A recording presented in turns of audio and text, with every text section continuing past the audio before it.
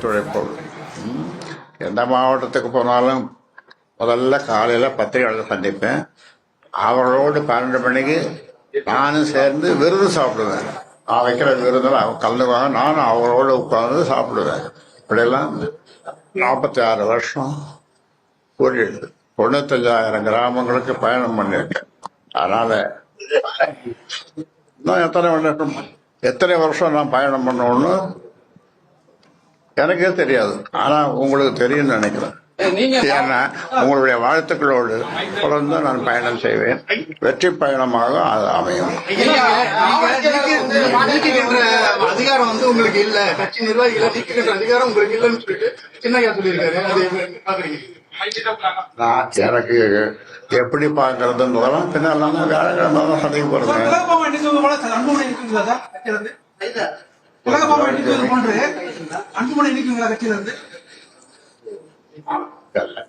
தேவையில்லாத கேள்விகள்லாம் கேட்காதுங்க. புரியுதா? திலகபாகம் நிற்கிறது என்கிட்ட ஒரு சிறுபான்மைகள் தான் அந்த பொறுப்புக்கு ஆரம்பத்திலிருந்து போட்டிருந்தோம். ஒரு சிறுபான்மையா இருக்கணும், அவங்க முஸ்லீமா இருக்கணும் இல்லை கிறிஸ்டியனா இருக்கணும். அப்படிதான் இது வரைக்கும் இருந்தது. இது இந்த பெண்மணி இடையில இப்ப போட்டோம். ஆனா மறுபடியும் ஒரு முஸ்லீம் மன்சூர் ஒரு முஸ்லீம் போட்டிருக்கோம். திருப்பூரை சார்ந்தவர் பொருளாளர். முதல்ல ஏற்கனவே 7 வருஷம் பொருளாளராக இருந்தவர் தான். முதல்ல இந்த கட்சி தொடங்கிய போது முன்னாள் அமைச்சர்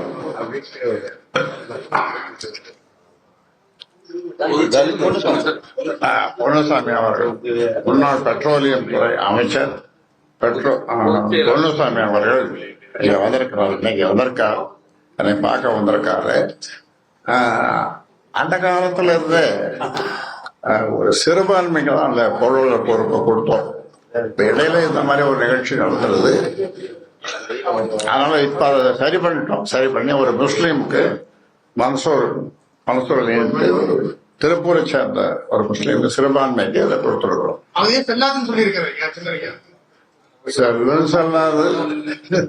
செல்லாது சொல்லாது திருப்பி படிச்ச வேண்டியது.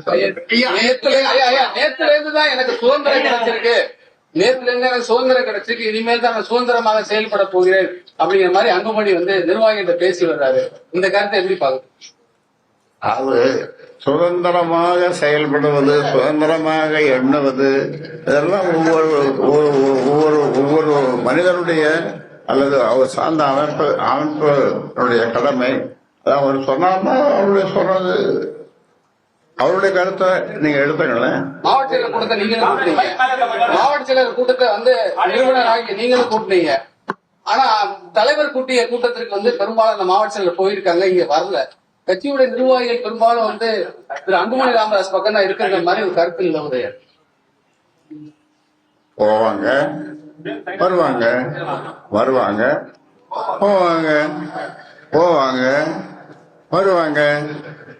ஒருத்தர் போவாரு, இன்னொருத்தர் வருவாரு,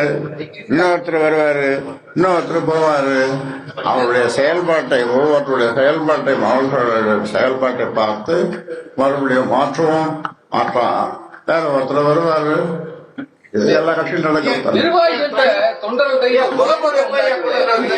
நிர்வாகிகள்டையும் தொண்டர்கள்டையும் ஒரு குழப்பத்தை உண்டாக்குது இது மாதிரி கட்சி நிர்வாகிகள். ஒன்னும் குழப்பம் இல்ல. நாம அது மாதிரி நினைச்சோம்னா குழப்பம் இருக்குதுன்னு நினைச்சோம்னா குழப்பம் தான். குழப்பம் கிடையாது. 2 பேரும் சந்திக்கிறதுக்கு வாய்ப்பு இருக்கு. 2 பேரும் நேரடியா சந்திச்சு பேசுவதற்கு வாய்ப்பு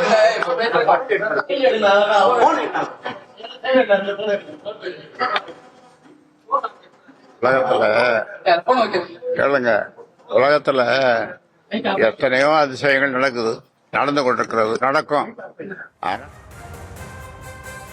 வன்னியர் சங்கம் சார்பில் ஆகஸ்ட் 10ஆம் தேதி மகளிர் மாநாடு பூம்புகாரில் நடைபெறும் என்ற அறிவிப்பு வெளியானதை தொடர்ந்து பாமக நிறுவனர் ராமதாஸ் செய்தியாளர்களை சந்தித்தார். செய்தியாளர்களின் பல்வேறு கேள்விகளுக்கு அவர் பதிலளித்திருந்த அந்த காட்சிகளை பார்த்து